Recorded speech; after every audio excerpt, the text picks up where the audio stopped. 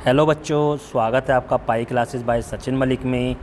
आज का हमारा टॉपिक क्लास 9th के लिए वर्कशीट नंबर 2।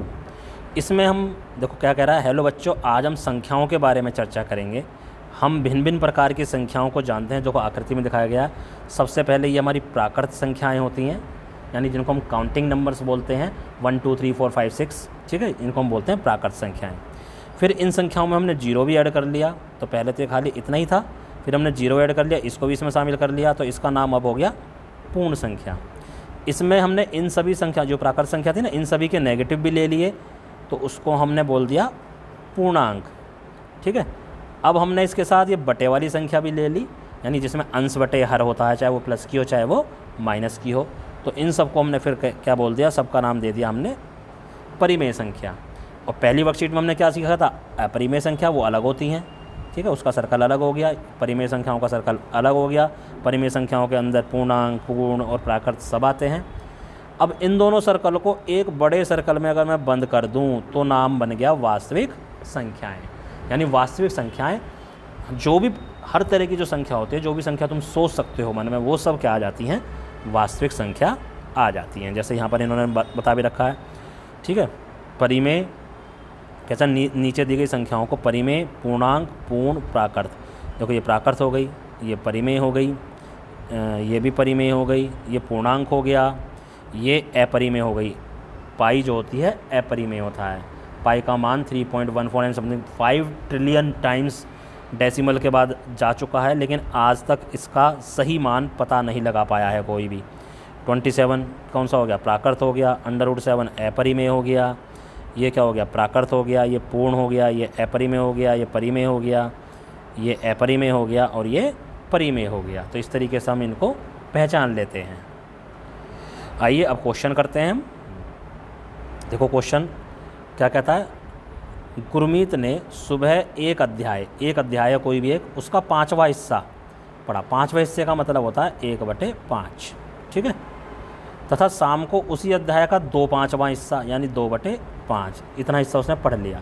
तो गुरमीत ने पूरे दिन में कितना हिस्सा पढ़ा। देखो उसने सुबह पढ़ा 1/5, शाम को पढ़ा 2/5, तो इनको ऐड कर लो। जब नीचे हर हमारा सेम होता है तो सिर्फ ऊपर वाली वैल्यू हमारी ऐड हो जाती हैं। तो 3/5 हिस्सा गुरमीत ने पढ़ लिया उस किताब का या उस अध्याय का जो भी उसने दे रखी है, ठीक है बच्चों। नाउ नेक्स्ट आगे कहता है, रमेश ने अपने होमवर्क का 3/5 भाग पूरा कर लिया। उसे अपना काम पूरा करने के लिए अभी कितना भाग और करना है। तो देखो हमेशा जो काम माना जाता है, कुल काम हमेशा 1 होता है और पूरा किया गया भाग कितना है, 3/5। तो बचा हुआ हिस्सा क्या हो गया, 1 में से 3/5 को घटा दो, 1 घटा 3/5, जिसके नीचे कुछ नहीं होता, 1 होता है। देखो हमें ये हर और ये दोनों संख्याएं बराबर बनानी है। तो इधर 5 है, इधर भी 5 बनाना, तो मैं क्या करूँगा, इधर ऊपर भी 5 से गुना कर दिया और नीचे भी, ऊपर नीचे दोनों को 5 से गुना कर देंगे हम। तो ये क्या बन गया, 5/5, ये 3/5।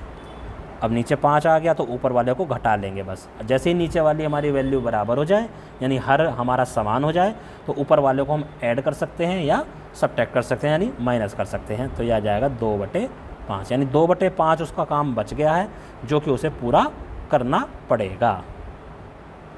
चलिए ये क्वेश्चन भी कंप्लीट हुआ। अब कहता है इसको हल करो। क्या है, 1/3, 9/17 और 51/81। देखो 3 तिया 9 कट गया, आपस में जो करते 17 तिया 51, ओ सॉरी ये 51 था बेटा, ये 15 नहीं था। 17 तिया 51 हमारा कट गया। अब देखो 3 से काटेंगे, 3 दूनी 6, 3 सत्ते 21, फिर 3 से काटेंगे, 3 नम 27। देखो ऊपर कुछ भी नहीं बच रहा, यानी 1 बच रहा है और नीचे कुछ भी नहीं बच रहा। नीचे क्या बच रहा है, ओनली 9 बच रहा है।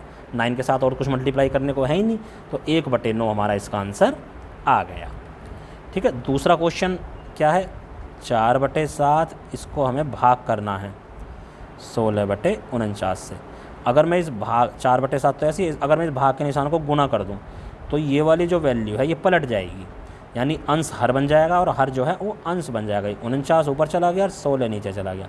अब देखो 4 एकम 4, 4 चौक 16, 7 एकम 7, 7 7 49, तो 7/4 हमारा आंसर आ गया।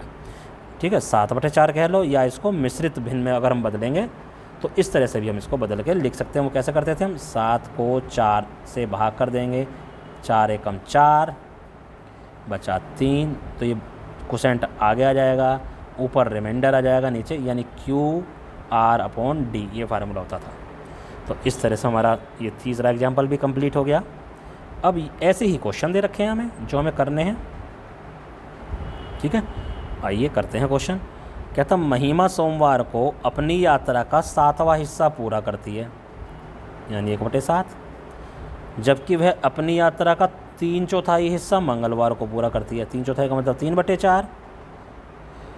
उसने अपनी यात्रा का कुल हिस्सा पूरा कर लिया, यानी इनको ऐड कर लेंगे, पहला क्वेश्चन हो जाएगा। अब ऐड करने के लिए वही बात, यहाँ 7 है, यहाँ 4 है, तो अब इनको बराबर बनाएं। अब कैसे बराबर बनाएं, तो 7 और 4 का लघुत्तम क्या होता है, 28 होता है ना। 7 और 4 का लघुत्तम, तो दोनों को नीचे 28 बनाना। अब इस 7 को 28 कैसे बनाऊंगा, 4 से गुना करके। तो 7 को हमने 4 से गुना कर दिया। अब 7 को 4 से गुना कराया तो ऊपर वाले को भी 4 से गुना करना पड़ेगा।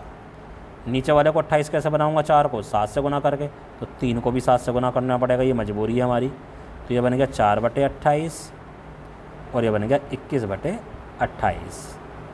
तो 28 तो ऐसे ही आ गया, और 4 और 21 हमारा ऐड हो जाएगा, तो 25/28 आ गया। ठीक है, तो पहले का आंसर आ गया 25/28। उसने इतना हिस्सा पूरा कर लिया है। अब कहता उसने अपनी यात्रा का अभी कितना हिस्सा और तय करना है, यही लाइन लिखोगे, जितना हिस्सा तय करना है बराबर टोटल यात्रा कितनी है, 1, तो 1 में से उसको 25/28 घटाना है। नीचे यहाँ 1, अब ये तो 28 है ही, तो इसको 28 बना लेते हैं। कैसे, ऊपर नीचे 28 से गुना करके, तो इसको 28/28 लिख सकते हैं ना। 28/28 एक ही तो होता है, माइनस के 25/28, फिर ये आ गया 28, तो 28 में से 25 घट जाएगा, तो 3/28 ये हमारा दूसरे वाले का आंसर आ जाता है।